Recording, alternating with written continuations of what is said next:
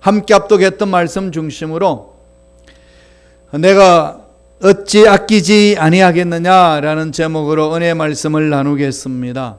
오늘은 아버지 주일입니다.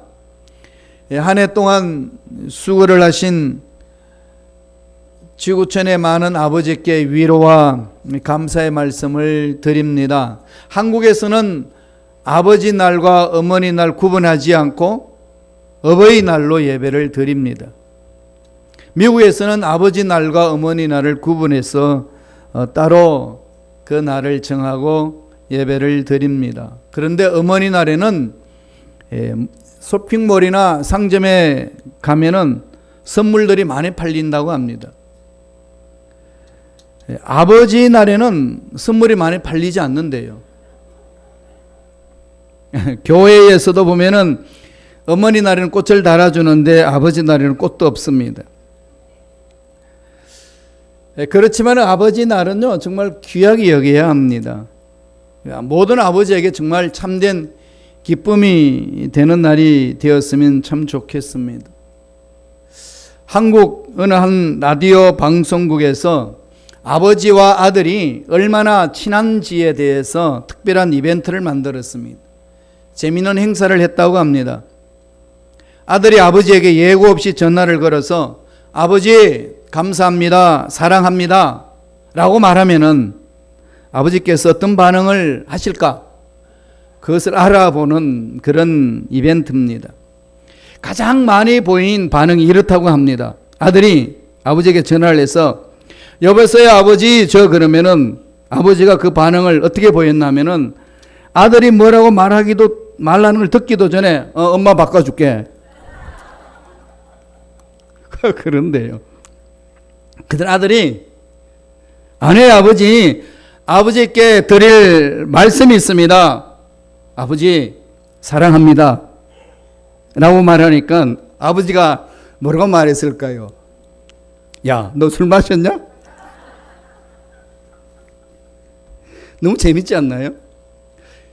아버지와 아빠가 이렇게 친한 것 같지만은 막상 그렇게 사랑합니다라고 표현되어지면은 되게 견면쩍한다는 겁니다. 그 다음에 아들이 아네 아버지, 이 말은 전부터 꼭 하고 싶은 말씀이었습니다 라고 했더니 아버지가 하시는 말씀이 야, 너 돈 필요하냐? 그렇게 말하더라는 겁니다. 자, 이런 아버지의 관계가 참 대한민국의 대반사라는 거죠. 여러분 어떠신가요? 아버지에 대한 맛, 아버지에 대한 멋, 아버지에 대한 사랑, 이게 정말 이렇게 무의미하게 넘어간다면은 정말 가정 공동체의 그 아름다운 모습은 찾아볼 수가 없는 것 아니겠습니까? 인류 역사 속에서 인류를 다스리는 분이 하나님이시라면은 자녀들에게 가장 큰 영향을 끼치고 보살펴주는 분은 바로 부모님입니다. 그 중에서도 아버지는 자녀에게 큰 영향력을 미칩니다. 그런 아버지가 2000년대에 들어와서는 권위가 많이 무너지고 있다고 그럽니다. 그래서 어떤 단체는 아버지를 살려야 합니다라고 외치면서 운동을 확산하고 있습니다. 아버지가 살아있는데 아버지를 살려야 된대요. 남자는 있는데 아버지가 없다는 겁니다. 뭘 말할까요? 오늘 이 시대에 아버지의 권위가 무너지는 그런 모습을 보여주고 있습니다. 한편으로는 여성의 여건이 이제 신장되기 때문에 나타나는 현상처럼 보이지만은 여성들의 인권도 보호되고 여건도 회복되는 건 너무 좋습니다. 그래야 됩니다. 그동안 때는 여성들이 너무 짓눌려 살았고 목소리 내지도 못했고 자기 주장도 못했습니다. 근데 요새는 여건들이 많이 신장이 됩니다. 여성들의 역할이 커지기 시작하면서 오히려 아버지의 권위가 무너지기 시작했다는 통계가 있습니다. 요즘은요, 아내들의 파워가 얼마나 세는지 남편들이 아내 말을 잘 듣다가 이제는 잘 듣는 것을 그치지 않는다고 그럽니다. 아내 눈치를 본다는 거죠. 어떤 심정인지. 저는 이건 참 좋다고 생각해요. 남편이 아내 눈치를 볼 때 가정은 더 아름답습니다. 근데 그게 너무 지나쳐서 요새 남자들의 가치가 자꾸 사라진다는 거죠. 이사 갈 때에 늘 남자들한테 조심하라고 그럽니다. 짐을 다 챙겨서 가는데 마지막에는 애완동물을 챙기고 그냥 트럭에 가버린다는 거죠. 그래서 남편이 정말로 소외당하지 않으려면 이사 갈 때는 제일 먼저 조수석 옆에 앉아 있어야 되는데, 그런 농담까지 지금 대한민국 땅에 일어나고 있습니다. 아버지의 권위가 너무 이렇게 잃어버린 상태의 대한민국의 모습이라는 것을 보여줍니다. 텍사스의 크리스토프 베이컨이라는 사람은 이런 말을 했습니다. 미국의 아버지들이 가정에서 제 권위를 회복하는 날이면 어떤 일이 일어날까요? 세계의 굶주림을 없애지는 못할지라도 몇몇 가정들이 절대 빈곤 이하에 침몰하지는 않을 것입니다. 중동 지역에 평화는 가져오지 못한다 할지라도 거리에 깽단 소굴에서 자녀들을 보호할 수 있을 것입니다. 인구 폭발을 완화시킬 수는 없을지라도 10대의 범죄율은 충분하게 방지할 수 있을 것입니다. 참 의미 있는 말을 했습니다. 가정의 아버지가, 정말로 제대로 된 아버지가 사라지고 있다는 안타까운 사실입니다. 그래서 아버지의 권위를 회복하자는 겁니다. 어떻게 아버지의 권위를 회복할 수 있을까요? 아버지 마음대로 고함지도록 만들어주는 게 아버지 권위 회복되나요?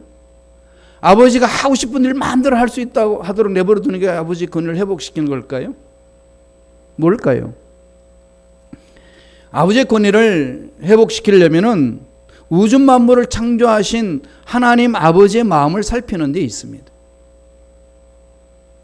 우리의 삶은 하나님 아버지로부터 나오고 아버지께서 주신 말씀이 우리의 삶의 가치관이 될 때 진정한 이 가정에서 아버지의 권위가 회복되고 사회에서도 아버지의 권위가 회복될 수가 있습니다. 오늘 본문의 말씀을 보면은 하나님 아버지의 마음을 잘 볼 수 있습니다. 신앙생활을 잘한다는 것은 하나님 아버지 마음을 알아가는 것을 말합니다. 나를 창조하신 하나님, 그 아버지 마음이 있습니다. 나를 향한 마음. 여러분 물어보셨나요?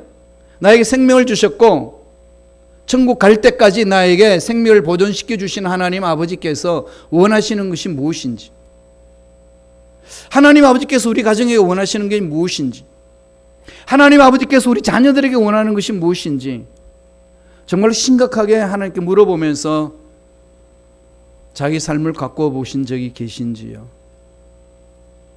우리는 늘 하나님이 나를 향하신 뜻이 무엇인지를 물어보는 건 너무나도 중요합니다. 하나님 아버지를 모르면 엉뚱한 짓을 하는 것이 인간의 연약함에 있습니다. 그래서 하나님 앞에 올바로 섰을 때에, 하나님 앞에 섰을 때에 1년, 아니 한평생 동안 무엇하고 살다가 왔느냐고 물으신다면 어떻게 대답해야 할까요? 하나님 아버지 마음을 모르면 내 마음대로 합니다. 하나님이 아브라함을 선택하셔서 아브라함에게 약속하셨습니다. 자식을 주겠다고, 아들 없는 그에게 아들 주겠다고 약속하셨습니다. 25년 동안 없었습니다. 그런데 한 10년 전했을 때에 아브라함이 나이가 늙어갑니다. 사례의 나이도 늙어가고 도저히 이룰 수 없다는 것을 느꼈는지 자기 스스로의 아버지 마음을 저버리고 자기 마음을 품고 계획을 세웁니다. 그것도 사라와 함께. 어떻게 하나요? 하갈을 취해서 아기를 갖게 합니다. 그래서 이스마엘을 얻었습니다. 아브라함 입장에서 너무 감격스러웠습니다. 자기 씨앗을 받은 아들이 자기 가정에 왔다는 사실이 너무 감격스러운 거예요. 이스마엘을 낳고 나서 너무 감격스러워하고 있는데 하나님 찾아오셨습니다. 하나님이 뭐라고 하셨나요? 한마디로 딱 던졌습니다. 아브라함, 너 아니라는 겁니다. 우리 신앙생활이 이렇게 된다면 어떻게 될까요? 뭐 해야 되죠? 아버지 마음을 알아야 합니다. 어떤 마음일까요? 오늘 본문 말씀에서 구체적으로 가르쳐 줍니다. 이 요나는 너무나도 잘 아는 내용이죠. 이 요나서는 하나님 아버지의 자비와 은혜에 대해서 강조한 책입니다. 하나님이 니느웨가 너무나도 죄악 가운데 있기 때문에 이 니느웨에 대해서 심판의 메시지를 전하라고 요나를 부릅니다. 그래서 요나가 그 말씀을 듣고 니느웨로 가지 않고 다시스로 배를 타고 갑니다. 다시스가 어딜까요? 오늘날 스페인 지역입니다. 완전히 반대지 않습니까? 완전히 하나님의 말씀을 받았음에도 불구하고 반대로 나아갑니다. 다시스로 도망가다 어떻게 되나요? 물고기 속에서 3일 동안의 고통 속에 있다가 회개하면서 하나님이 회복시켜주고 육지로 다시 토해냅니다. 그래서 다시스로 가는 것을 포기하고 회개하고 니느웨로 갑니다. 니느웨에 가서 말씀을 전합니다. 회개하라, 너들 성 멸망받는다. 40일이 지나면은 이 니느웨는 멸망받는다 라고 선포하니까 놀라운 일들이 일어납니다. 그 선포하는 말을 그대로 받아들이고 왕으로부터 해서 모든 백성들이 다 통해 자복하면서 회개를 합니다. 그래서 그 회개한 결과 하나님이 심판하겠다는 그 땅을 하나님이 심판하지 않고 살려줍니다. 재앙을 내리지 않습니다. 은혜를 베풀어 주셨습니다. 여기에서부터 요나가 심각한 갈등을 느낍니다. 어떤 반응을 하죠? 요나는 분노합니다. 선지자는 뭘까요? 하나님의 말씀을 받아 선포하는 자입니다. 하나님의 말씀을 선포했던 그가 그랬더니 니느웨가 살아나니까 분노합니다. 이건 꼭 한국 사람이 일본 땅을 향하여서 하나님의 예언을 받고 선포하다가 일어난 사건과 비슷합니다. 만약에 하나님이 저에게 김 목사 일본을 가서 선포하라, 40일 이내로 얘네들 회개하지 않으면 멸망받는다, 이 말을 받으면 제 마음이 어떻겠어요? 얼마나 기쁘겠어요? 안타깝지만은 잘 됐다 이것들아, 너희들 회개하지 않으면 완전히 멸망받는다, 정말 감격하면서 외쳤을 겁니다. 그런데 다 회개해버려요. 회개해버리니까 다 살아납니다. 그리고 나서 보니까 너무 이게 허탈한 거예요. 일본 애들이 다 멸망받아야 되는데 살아났다는 사실이 너무 안타까운 겁니다. 지금 그런 상황이에요. 그래서 요나가 털썩 주저앉고, 하나님 차라리 죽는 게 낫습니다. 더 이상 살고 싶지 않습니다. 나의 생명을 거두어 주소서. 씩씩거리면서 하나님 앞에 덤벼드는 거죠. 그래서 하나님은 어떻게 하셨을까요? 제가 만약에 하나님이라면 쓸어버렸을 거예요. 그래서 하나님이 안 되는 거죠. 그렇지만 하나님 어떤 반응을 하시죠? 묻습니다. 요나서 4장 4절에 보면은 야훼께서 이르시되 네가 성내는 것이 옳으냐 하시니라. 애가 땡깡 부리고 있는 애 앞에 부모가 다스리듯이 철없는 아이에게 설득하는 부모처럼 품습니다. 그리고 질문합니다. 야 요나야, 한번 생각해봐라. 네가 화낼 권리가 있냐? 이 일로 네가 화를 내는 것이 웬일이냐? 이렇게 물으니까 요나는 대답도 안 하고 성 밖으로 나가버립니다. 성 밖에 나가서 이제 어떻게 되나 두고 봅니다. 그 말씀이 요나서 4장 5절에 나옵니다. 우리 한번 읽어볼까요? 참 인간의 연약한 모습이 여기에 있습니다. 다 같이 읽습니다. 요나가 성읍에서 나가서 그 성읍 동쪽에 앉아 거기서 자기를 위하여 초막을 짓고 그 성읍에 무슨 일이 일어나는가를 보려고 그늘 아래 앉았더라. 사람 살아나는 것이 얼마나 좋습니까? 죄인을 한다 할지라도 회개하고 살아난다면은 하나님께 쓰임받는 일꾼은 감격하며 기뻐해야 되는 것 아닐까요? 그런데 니느웨가 살아나는 모습 속에 이 요나는 너무 고통스러워합니다. 그리고 죽여달라고 그럽니다. 그걸 하나님의 말씀 내팽겨치고 성 밖에 나가가지고 어떻게 되나 두고 보자 하고 팔짱을 끼고 있습니다. 벌을 내리시든지 나를 죽이시든지 알아서 하십시오. 이거 완전히 자포자기한 인간처럼 그렇게 있습니다. 그러한 요나에게 하나님은 찾아옵니다. 어떻게 하죠? 오늘 말씀을 보니까 먼저 빨리 자라는 박넝쿨을 예배했습니다. 박능쿨을 예비를 해가지고 요나의 머리를 이렇게 감싸줍니다. 햇빛을 차단해 줍니다. 편안함을 느끼게 합니다. 그리고 요나에게 교훈을 합니다. 이 이야기 중에 하나님 아버지의 마음이 무엇인지를 정확하게 담아 나왔습니다. 따라서 아버지의 마음을 가지기 위해서는 어떻게 해야 되느냐? 이 바로 요나를 향한 하나님 아버지의 마음을 우리가 살펴보고 그 말씀 속에서 하나씩 하나씩 내 마음을 투영해 나가면 아버지의 마음이 어떤 마음인지를 정확하게 알 수 있습니다. 하나님 아버지의 마음이 어떤 마음으로 오늘 보여주나요? 첫째로 두 가지로 말씀하고 있습니다. 첫째는 하나님은 포기하지 않는 마음입니다. 생각해 보세요. 요나 하나 살리려고 배도 그냥 풍파를 막 나게 하고 아무 죄도 없는 박능쿨도 자랐다가 다 없애버리게 하고 니느웨를 살려내기 위해서 하나님이 사랑하는 그 마음을 전해주는데 하나님의 쓰임받는 요나가 그렇게 딴짓하는 그 요나를 내팽개치지 아니하고 품습니다. 포기하지 않죠. 하나님은 포기하지 않습니다. 이게 아버지의 마음이에요. 어렵다고 힘들다고 주저앉지 않습니다. 아무리 경제가 힘들고 아무리 상황이 어려워도 자식을 끌어안고 동반자살하는 아버지는 참 아버지가 아닙니다. 그렇잖아요? 하나님 아버지의 마음을 아는 자들은 결코 그렇게 할 수 없습니다. 아버지의 마음이 어떤지를 우리 말씀을 통해서 살펴보겠습니다. 요나서 4장 6절입니다. 다 같이 우리 한 목소리 천천히 읽겠습니다. 하나님 야훼께서 박능쿨을 예비하사 요나를 가리게 하셨으니 이는 그의 머리를 위하여 그늘이 지게 하며 그의 괴로움을 면하게 하려 하심이었더라. 요나가 박능쿨로 말미암아 크게 기뻐하였더니 요나가 이젠 집을 지어놓고 그냥 이렇게 임시용으로 막사를 지어놓고 앉아서 바라봅니다. 어떻게 망하나? 하나님 날 죽이나 안 죽이나?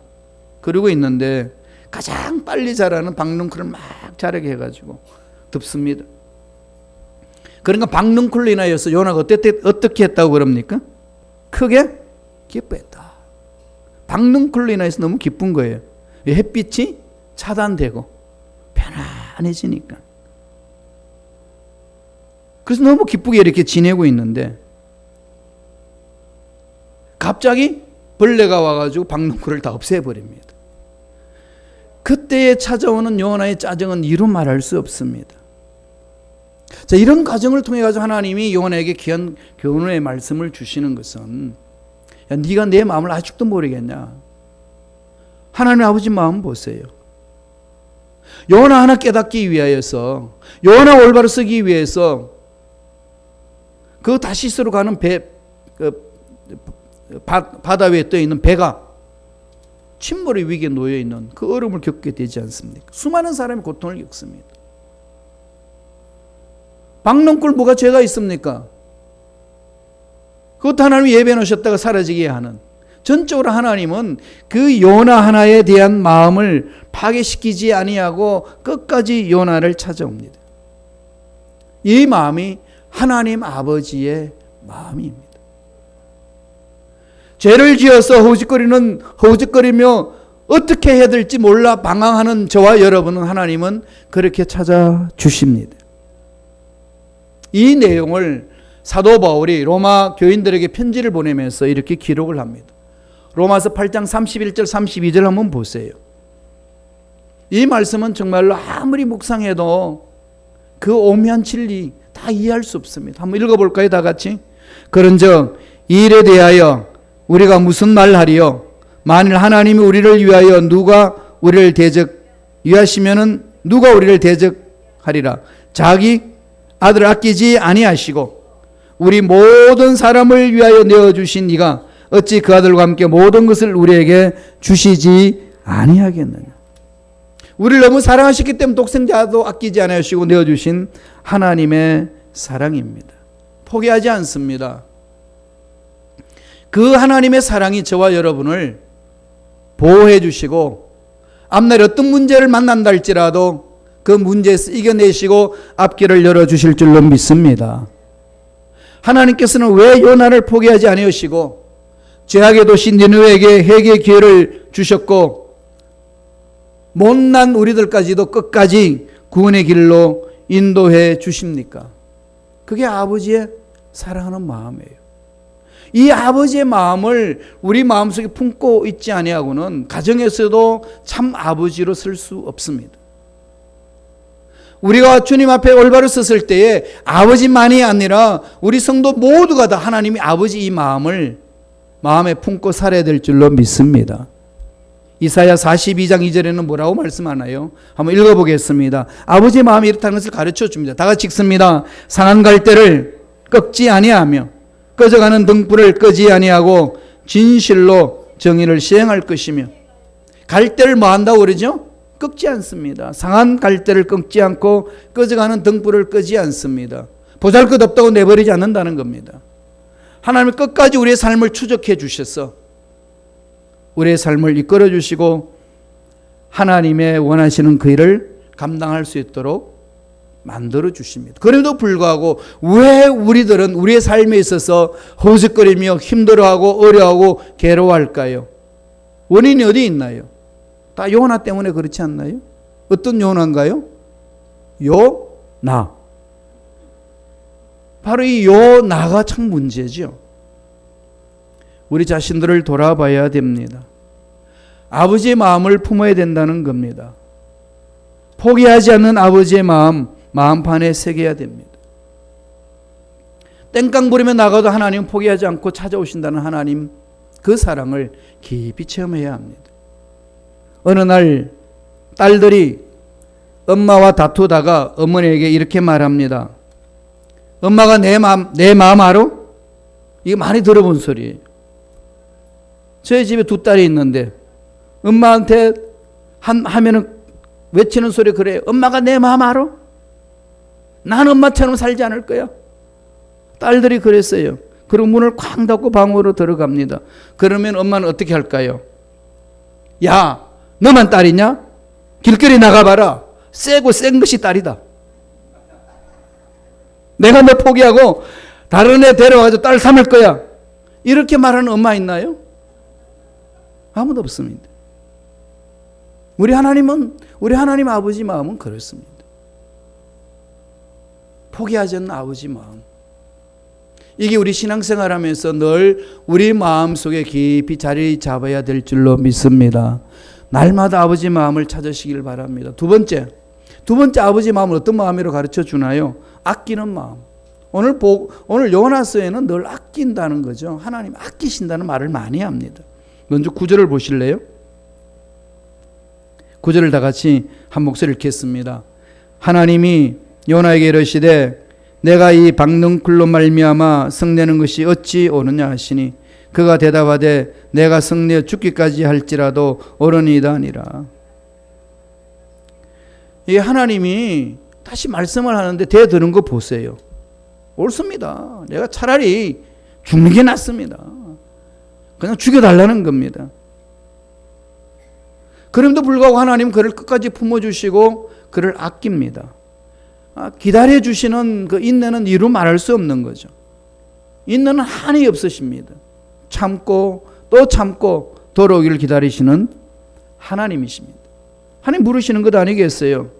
야 요나야, 이 일이 네가 화낼 이 일이 아니잖냐. 회개하라고 그래서 회개해서 돌아왔으면은 네가 내 마음을 안다면은 네가 이것 때문에 화낼 이유는 없지 않느냐. 그렇게 말하는 그 하나님에 대해서 요나는 단호합니다. 한 번 더 보세요. 요나서 4장 9절 한 번 더 띄워주실래요? 요나서 4장 9절을 보면 하나님 요나에게 이르시되 네가 이 박능쿨로 말미암아 성내는 것이 어찌 옳으냐 하시니 그가 대답하되 내가 성내어 죽기까지 할지라도 옳으니이다 하니라. 내가 성내어 땡깡 뿌리고 죽여달라고 그리고 또 죽는다 할지라도 옳다는 겁니다. 저는 화가 나서 죽겠다는 겁니다. 하나님, 너무 하나님 싫습니다. 이 얘기 아니겠습니까? 왜 날 미워하는 그놈 좀 이렇게 한 대 쳐가지고 허짓거리게 만들어 주셔야지. 나를 그렇게 괴롭혔던 그 인간, 너와 이러면 심판받는다 그 말 한마디에 회개하고 돌아서니까 그냥 용서하고 품어주십니까? 난 너무 화납니다. 이 고백이. 이게 저와 여러분 신앙생활에 얼마나 이런 일들이 많이 있는지 모릅니다. 니느웨, 이 니느웨 도시는 어느 나라의 도시일까요? 아수르의 도시잖아요. 아시리아. 이스라엘, 북쪽 이스라엘을 괴롭혔던 그 나라입니다. 오늘날 대한민국을 괴롭혔던 일본 같은 그런 민족의 감정이 있습니다. 그러니까 요나의 마음에는 어떻겠어요? 이 니느웨에 대한 마음이 어떤 마음을 있겠습니까? 그런 민족의 감정도 있을 수도 있고, 물론 이건 추측이에요. 성경에 기록되어 있지 않습니다. 왜 요나가 그렇게 니느웨를 피해서 다시스로 갔고, 왜 요나는 니느웨가 그렇게 회개하고 돌아서는 것을 이렇게 화를 내고 하나님께 대드느냐는 겁니다. 이게 저와 여러분 마음속에 다 들어있는 모습입니다. 그런 거 많지 않나요?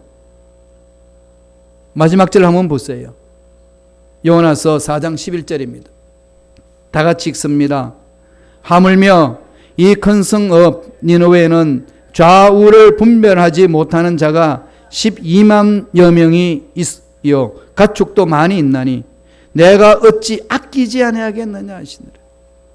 내가 너를 아끼는 것처럼 나의 형상을 입고 있는 이들도 내가 아낀다. 비록 죄악을 범해가지고 심판 가운데 있단다 할지라도 나는 이들을 아낀다. 지금 니느웨 심판에서 회복되는 그 모습을 바라보고 요나는 너무 분이 있습니다. 그리고 그걸 이기지 못해가지고 성 밖에 나가가지고 막사를 전하놓고 앉아있는데 하나님의 박넝쿨을 덮어가지고 햇볕을 다 차단하니까 너무 기뻐하고 좋아했다가 하나님이 박넝쿨에 벌레를 보내가지고 다 사라지게 만들으니까 햇빛이 내리쬐니까 막 엄청나게 짜증을 내면서 다시 분노를 냅니다. 그때 하나님이 야, 네가 박넝쿨을 그렇게 아끼는데 내가 니느웨 사람들 이렇게 아끼는 게 뭐가 문제가 됐냐. 니느웨가 회복되는 모습에 대해서 분노하는 요나에게 하나님의 교훈의 말씀을 던집니다. 이건 오늘 저와 여러분 삶에도 동일합니다. 이게 아버지 마음이에요. 박넝쿨의 가치관에 빠져 있으면은 니느웨에 죽어가는 사람들이 보이지 않습니다. 내가 생각하는 그 가치관에 매여 있으면은 하나님 아버지의 말씀의 가치관이 아닌 이 속세의 가치관에 매여 있으면은 하나님이 이 세상을 향하여 하는 그 아버지 마음을 알지 못합니다. 너와 나와의 만남 속에 아픔이 있고 서로 생각이 다르고 방법이 달라서 마음이 나누어져 있는 것, 이 가치관에 빠져 있으면 교회 공동체가 모여서 해야 될 그 일에 대해서 관심이 없어집니다. 이게 누굴까요? 하나님 앞에 설득을 당해야 될 요나고 우리의 모습입니다. 여러분 어떠하신가요? 오늘 11절 하나님이 말씀합니다. 내가 아끼는 것이 어찌 합당치 아니하냐. 하나님 우리에게 뭘 말씀합니까? 하나님 아버지께서 무엇을 기뻐하시는지, 하나님 아버지께서 나를 통해서 무엇을 하기를 원하시는지, 하나님이 무엇을 소중히 여기시는지, 하나님은 무엇 때문에 행복해 하시는지, 하나님은 무엇 때문에 가슴 아파하시는지, 하나님 아버지의 마음을 깊이 생각해 보신 적이 있으신지요? 나의 가치관이 요나가 귀하게 여겼던 박넝쿨의 가치관에 머물고 있는 한 결코 하나님 아버지께서 기뻐하는 가치관으로 돌아갈 수 없습니다. 하나님의 시선을 우리는 가져야 합니다. 아버지의 권위, 하나님 아버지의 마음을 알 때만이 회복할 수 있습니다. 우리 신앙인들이 이 세상에서 하나님의 그 위대한 사랑과 위대한 능력을 전할 수 있는 당당함이 있는 것은 하나님 아버지의 마음이 내 마음에 있을 때 가능합니다. 아버지 마음이 내 마음속에 없으면은 형식적으로 끝납니다. 이것도 아니고 저것도 아닌 중간은 없습니다. 어느 학교에 학생들이 중간고사를 치렀습니다. 그래서 반 전체의 평균이 나왔는데 한 반이 중간고사에 꼴찌를 했습니다. 담임 선생님이 화가 났습니다. 야, 이놈들아, 이렇게 너희들 공부하지 않을 수가 있느냐? 따라서 50점 이하는 전부 다 바깥에 나가서 손 들고 서 있으라! 그렇게 외치니까 맹구가 이렇습니다. 선생님, 나는 50점인데 어떻게 할까요? 그랬더니 선생님이 합니다. 야, 넌 문틀에 끼어 있어. 우리 신앙생활에 여러분, 이것도 아니고 저것도 아닌 삶은 아닙니다. 세상 가치관으로 하나님 일을 할 수 없습니다. 박능굴의 가치관을 가지고 있으면은 그 수많은 니느웨의 사람들이 죽어가는 모습에 대해서는 아무 감정이 없습니다. 하나님 무엇을 기뻐하실까요? 하나님 우리 자녀들을 향하여서 하나님 어떤 마음을 품고 계실까요? 나는 아버지로서 엄마로서 부모로서 이 자녀들을 어떻게 양육해야 할까요? 물어보셔야 됩니다. 하나님이 원하신 게 무엇인지. 하나님 아버지 마음은 두 가지입니다. 오늘 본문에서 보여준 마음 두 가지. 포기하지 않는 마음이에요. 이게 아버지 마음이에요. 그리고 아끼는 마음입니다. 나를 아껴주시고 나를 아끼신 하나님은 내 옆에 있는 형제를 아껴주시고 내가 내 옆에 만났던 그 사람이 양이 아니라 염소 같았는데 염소 같은 그 인간을 하나님은 아껴주십니다. 이런 것을 바라볼 때에 박능콜의 가치관 바라보면 화가 납니다. 하나님, 그 염소도 사랑하시나요? 그 염소도 돌아오는 것이 그렇게 좋으시나요? 이런 가치관 가면은 교회 공동체는 무너집니다. 가정도 무너지고 사회도 무너지고 교회도 무너집니다. 이제 저와 여러분이 결단할 때가 되었습니다. 아버지의 마음, 주여 우리에게 허락하여 주옵소서. 이 마음으로 주님 오실 때까지 살아내기를 원합니다. 성령이여 우리 마음을 사로잡아 주옵소서. 이 결단이 저와 여러분 삶 속에 넘쳐나기를 간절히 축원드립니다. 기도하겠습니다. 하나님 아버지,